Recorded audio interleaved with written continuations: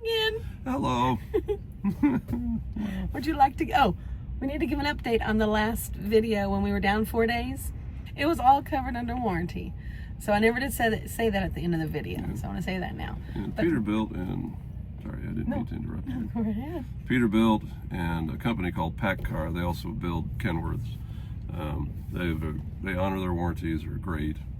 My only issue is we went down again with another number 3 injector problem. How many days later? 2 weeks. It's been an interesting 2 weeks. Yes. 2 weeks ago, well, this weekend, we had the issue in Effingham, Illinois. We had to go down there to the Peterbilt dealer, and they fixed the truck. We were down for 4 days, almost 4 days, but they fixed it, all covered under warranty.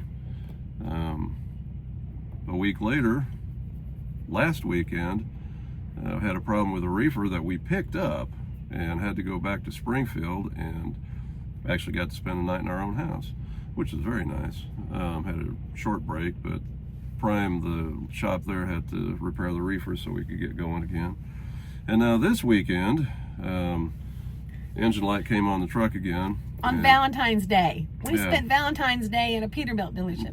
Yes. But that's okay, because I was with my Valentine. Yes. So that's okay. So anyway, it's the same injector, and they fixed it again, only down 8 hours this time though, because I think it's the repeated offense. We've got a paper trail and a repair. You know, they're working on the same thing, so there's less diagnostic. They know what it is. And we'll probably have to experience this again, because Peterbilt or PACCAR will not replace the injectors until they've exhausted every other opportunity to fix it. So a couple flushes now, I would think next time they'd replace it. I hope so, because this downtime is expensive. It's not costing us anything in repairs, but it costs us downtime. On top of yesterday, this thing throwing another code and having to go get it repaired, the trailer we had on board, the brakes started locking up. Oh, yeah. Now, fortunately, it didn't lock up while I was on the highway, but having to make a couple of stops to turn and so like that, the trailer brakes locked up and wouldn't release for a while. And that was interesting. It was. Halfway out in an intersection, you got a truck that won't move. And it did that once at the Walmart DC, it's a distribution center, pulling off the door, and then twice in 2 different intersections. It's very uncomfortable. But, yes. So Prime had us take that trailer to one of our lots up in northern Chicago, and then we went down to Portage, Indiana to the Peterbilt dealership and got this fixed. And now we're stopped at a Pilot in Valparaiso, Indiana, near whiteout conditions. We can't go any further because I was having trouble handling the truck on the, well, you can't even see the pavement. There's so much snow and ice on it, so we pulled in here as a safe haven. So here we sit. And the truck slid a little bit, and that's when he's like, we were going until the back slid a little bit, and then we're like, okay, where's the nearest truck stop? Yeah, the rear end starts kicking up from under it. That's very uncomfortable. So we decided to pull in here, and we're going to sit here until the weather clears and they get the trucks out and treat the highways. So, wow, what a 2 weeks. What, 2, 3? Yeah, down every weekend for 3 weeks. Well, next weekend, 2 weeks. Yeah, 3 weekends. That's right. 3 weekends. Yeah, over 2 weeks. That's right. And I made a little video, but you know, I won't share that video. I won't post it. We'll just go ahead and add it here. And he's gonna be embarrassed because I'm gonna talk about what he does, which I just love. That not all other truckers do, some do. But we pulled into this Pilot. It only has 15 spots. Really small Pilot. Yeah, small Pilot. Hoping that they had some. Well, we saw some before we pulled in. We saw like 2 or 3 spots. We came around, and that's where I thought we were going to park. And Emery says, we got to find bobtail parking. I can't park in one of these spots because another truck with a trailer needs to find safe haven too, and don't want to take that from them. Yeah. And so we drove around the lot, small little lot. We drove around, and there was a few places that you could park if you really needed to. But trucks coming around the corner, it could have hit us because it was so narrow. And I was just clenching my teeth. And he's like, oh, we need to park here. And I was like, oh, I don't think so. So anyway, we kept going around, and we came to the front of the Pilot, which is right next, you can see it's right next to the road. And next to the automobile pumps, there's 3 pumps here, there was it's extra wide. And there's a FedEx truck right in front of us that parked. So we just parked right behind him. He ran in and asked, and they said it was fine. So I'm proud of him for that, because he constantly is thinking of other people and other trucks to make sure that they can find safe haven too. When we're traveling on the road, he always will pull over if we're slower. I'm not talking about like the extra lane that's for this, if you're slow and you're heavy, it says pull over to the right. He always does that too. But no, like driving down this little, is it a U.S. highway? State highway. This little state road that wasn't, it didn't even really have a shoulder, and there'd be traffic behind us. He would pull over enough to where they could go around us, and he'll slow us down to make it safer for someone else. He always does that. Right now it's just unsafe. This weather is. There's an old saying I learned at Prime. I don't know if it's a Prime saying or if it's trucking in general, but there's no freight so hot that it can't cool off in a ditch. So it's just not worth it. It's not. And Prime is extremely, what am I trying to say, safety oriented, and they never ever push us. In fact, when we got here, all I did was send a text message to our dispatch and told them where we were, roads are not safe, we'll monitor them and we'll go when we can. And he sent a message back, okay. Yeah. Let us know when you're good to roll. Yep. So they never push us to do anything unsafe. They're always safety oriented. I really, really appreciate that. Because, and in fact, in every safety meeting, the standard saying is, you're the captain of your ship. If it's not safe, you stop. Yeah, we did. So they said they shout that every Friday in their safety meetings. We love that. Boy, did we choose the right company. Oh yeah, Prime's amazing. Just starting out, I mean, I'm in my early 60s and I'm starting a new career. That's almost laughable. But to start out with Prime is amazing. We definitely picked the right company. I mean, there's the disclaimer, there's no perfect company, but Prime is exceptional in everything they do. And when they find a problem, something they're not doing well, they work to fix it. So shouldn't you have done that before we started the video? And I gotta show you the whole shirt. You can't just see I can't, because that looks bad. It's I can't, but I know a guy. That's right. So I want to praise God every time. I mean, we've been out here almost 7 months. Every last single night we find parking. Yes. Even like this, under the bizarre situations, sometimes we've always found a place to park, a safe place. And I just thank God for that. Yeah, of course we pray every day, devotions every day. And we always ask for his guidance and support. And one of the things, again, about his heart that he always says is, I don't want to hurt anybody. Please, God, help me make good decisions today, because I don't want to hurt anybody. I mean, especially beyond ourselves. Yeah. Oh, but he's talking about other people too. His heart. That's why I love this man. He's amazing.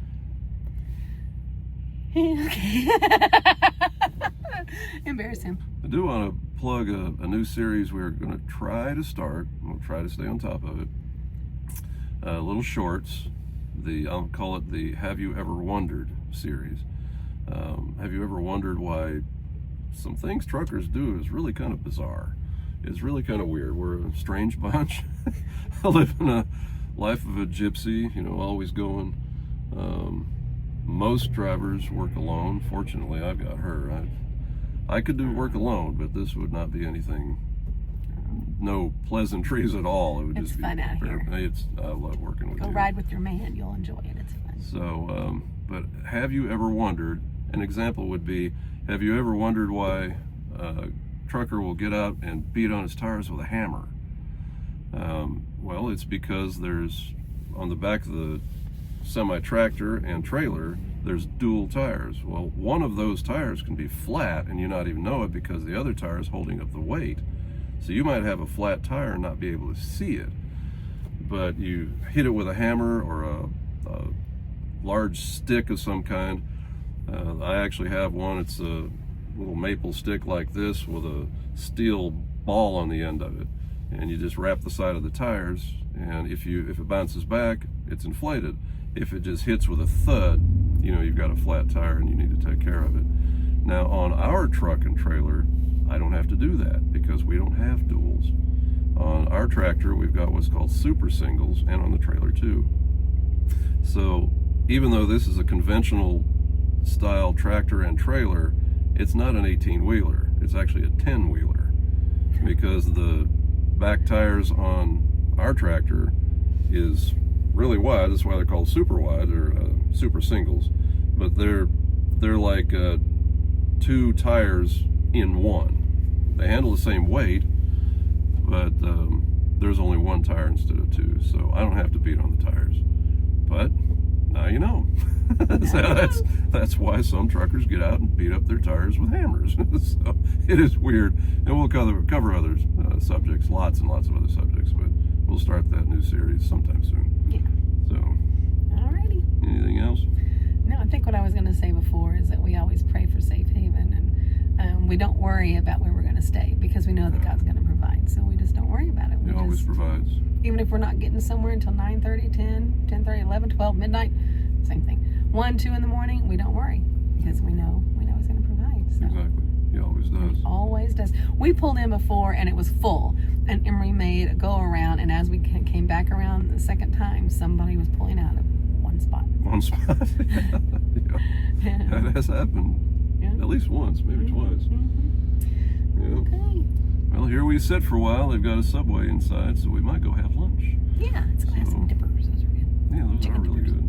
So anyway. Alrighty. Just want to catch you guys up. Thanks. Well, here we go again.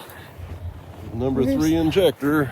3 injector. I'm going to show Pete back here. 2 weeks ago, Yeah. we had threw a code on the number 3 injector. Last weekend, we had a problem with the reefer. Had to go back to Springfield.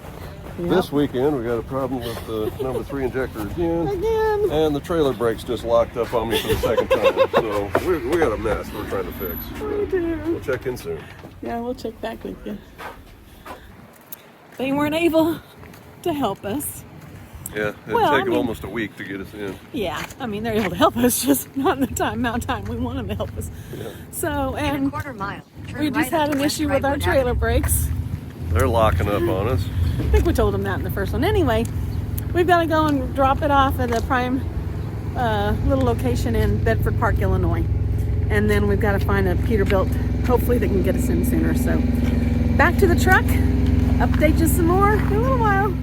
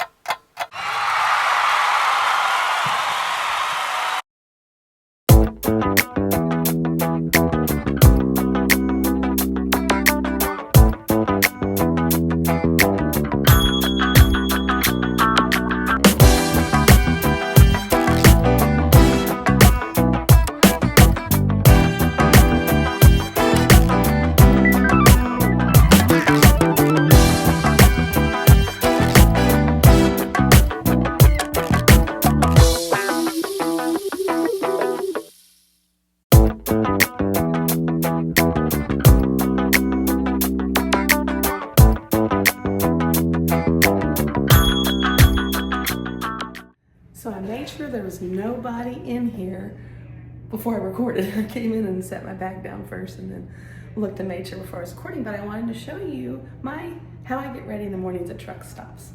So let me show you